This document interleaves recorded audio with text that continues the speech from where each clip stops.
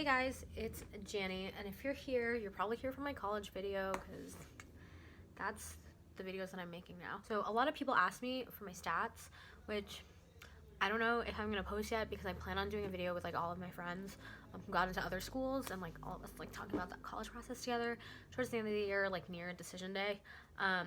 So I'm not sure if I'm gonna do a separate video for that or not, but I thought it'd be nice and very like me to kind of start more with an essay video. So this is the Princeton Supplement, the one that I had submitted. Please don't copy this. So like this is my work and I'm like not putting this on the internet for you to copy. Please don't copy it. That's plagiarism.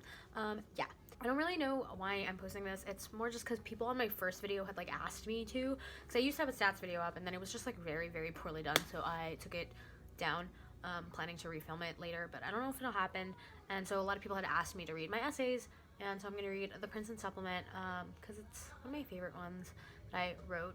Also, this is so weird to me, just like reading to hear, so I'm reading from my laptop. That's why if you don't see me looking in the camera, that's it. So the prompt is, using one of the themes below as a starting point, write about a person, event, or experience that helped you define one of your values or in some way changed how you approach the world. So I gave like 4 different prompts, and the one that I chose was, tell us about a person who has influenced you in a significant way. So now I'm gonna read it. I resist the urge to let my arms down, frozen in time as my back faces the audience. My set piece, a cafeteria table, sits in a flood of rhythmic bodies illuminated by a plethora of sources, bright white and yellow bulbs hanging from above, a blinding spotlight feet in front of us, and dazzling hot pink animated on the large screen backgrounding the scene. As ensemble members glide across the stage, the orchestra's systematic buzz from below slightly shakes the ground. I prepare my vocal cords for the final beat, music shifting to a fast-paced melody for my solo. Select members of the cast quickly turn my table around 180 degrees, allowing me to get my first full view of the audience covered in the dim theater lights. My arms take their breaks, hastily making their way to hold my phone, then to my side, then to my hair, all actions planned to the lines of the song. Yes, Regina, no, Regina. I ring out in time with the orchestra. I cannot glance at the ensemble dancing around me, but I feel their weight shift all over the stage as they step, accompanying my time and their individual mental metronomes. Ignoring the sweat beading from the microphone hidden in my wig's hairline and the forming blisters on my toes, I hoist myself off of the table and move downstage. If I look down, I can catch a glimpse of the lucky lottery winners in front row. I blink. My mind transports from the stage to my body in front row, where I sit watching Mean Girls on Broadway for the first time. From my seat, my eyes are almost blinded by the bright screen that takes the place of a traditional background set while I try to focus on the dancing, acting, and singing figures moving the story along in front of it. But in this expository Act 1 number filled with exaggerated hand movements, theatrical leg extensions, and swift prop movements, I only give my utmost attention to the woman singing her solo. Gretchen Wieners, the popular plastic's second in command, and a role that I have only ever watched a white woman play. My mind races as I see Gretchen, played by Ashley Park, the only Asian actress I can see in a non-race specific role on Broadway. My hand starts to sweat as I begin to grip my seat, but my fingers cannot ground my thoughts. Could I do that? Ashley's hair swings as she turns to the left, hitting notes that sit in my vocal range. The ensemble circles around her, the spotlight following her every move. I feel every Belle, Glinda, and Millie in my heart shift from dream roles into my roles, transcending from the audience to the storyteller. Breaking my gaze from the stage, I sneak a glimpse of the rest of front row. Their faces tinted with the reflection of the stage lights and shadows. Do they feel the same way? I brush the thought away. They do not matter. I focus back on the stage to catch the end of Ashley's solo. I am seated at her right hand. Her voice rings in my ear, the lyrics lamenting Gretchen's role in the shadows. But Ashley is not hiding in the dark. She is on stage, and so am I. So that was it. It was around like 550-ish words.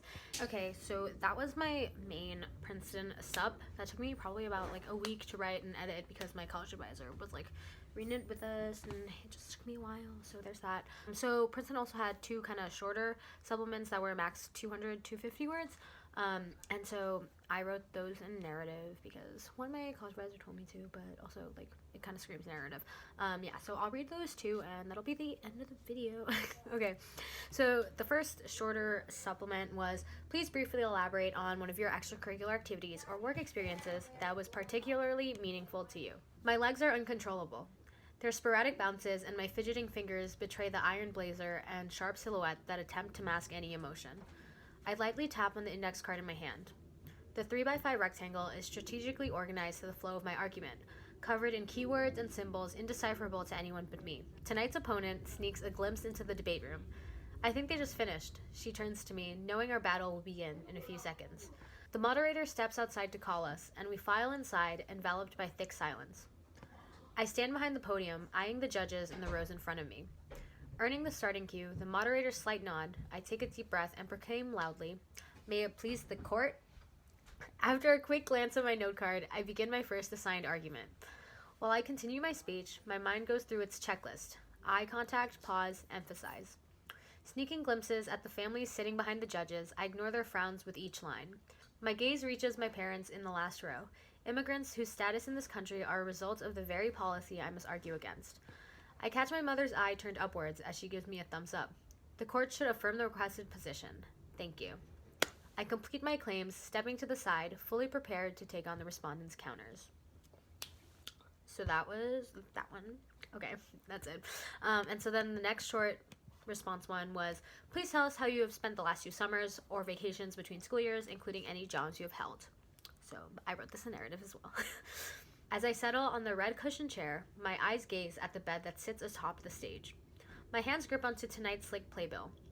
The room's light chatter buzzes in my ears as we collectively wait for the clock to hit 8. Fiddling with the pamphlet, my ticket falls onto my lap. I thumb at the accumulation of the past 2 months, the narrow seat which led me to tonight's cold theater air, and the souvenir cup sitting at my feet. After weekly tutoring sessions with 8th graders and daily preparation for my first SAT, I can relish in the last weeks of vacation. I lean back, ready for the show to begin. The seat's red fabric is replaced by a flexible plastic chair as I fight the most recent August heat. I eye the board in front of me, the bright Legal Outreach logo sitting in its lower right corner. My fingers lightly tap the top of my notebook.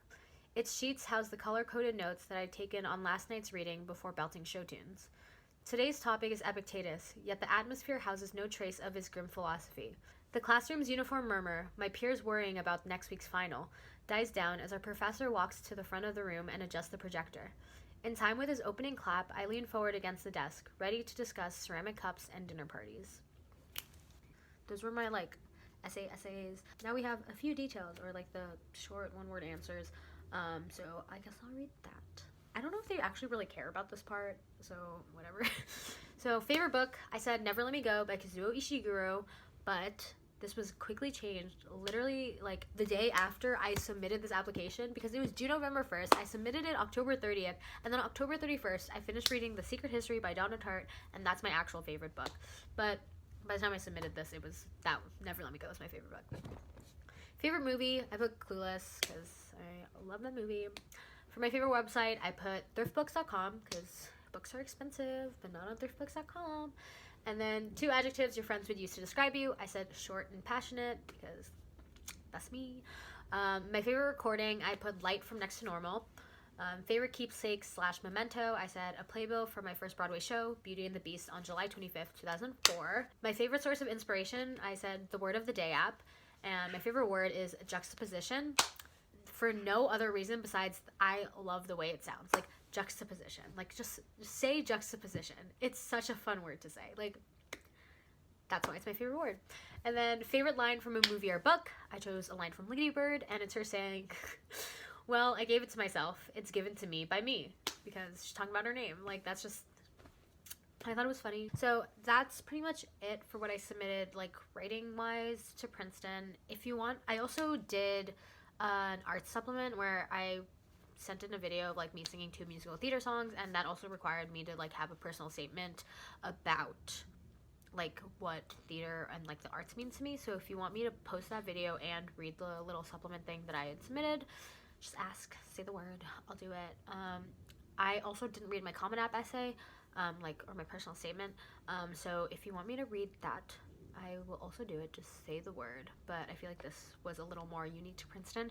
And I guess, I don't know, you can kind of see the person that I was creating. Well, I mean, I am a person, but you can kind of see the little dots that I was connecting throughout my application.